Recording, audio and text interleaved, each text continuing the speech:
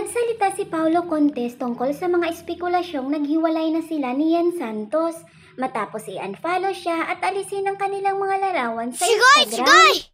Nang magandang no comment, tugon ni Paulo nang tanungin sa Chika Minute, report ng 24 oras nitong Martes. Ayon pa sa comment ng netizen, from Baguio as a friend, to no comment real quick.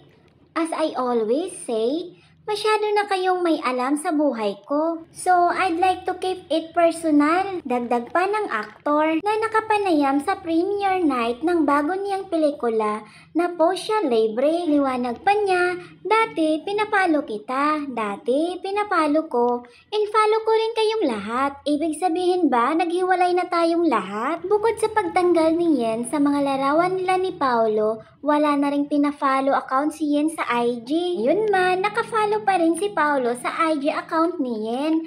At may mga litrato pa rin nilang dalawa sa kanyang account. Nauna nang inalis ni Yen ang kanyang birthday greetings kay Paulo sa ika-40 kaarawan ng aktor noong Marso. Pero, nung nakaraang taon, nangaminin ni Paulo na sila na ni Yen matapos maghiwalay sila ng dati niyang karelasyon na si LJ Reyes. Speaking of LJ Reyes, ikinasal naman sa New York, USA si LJ sa kanya ng showbiz boyfriend na si Philip Evangelista noong Oktubre 2023.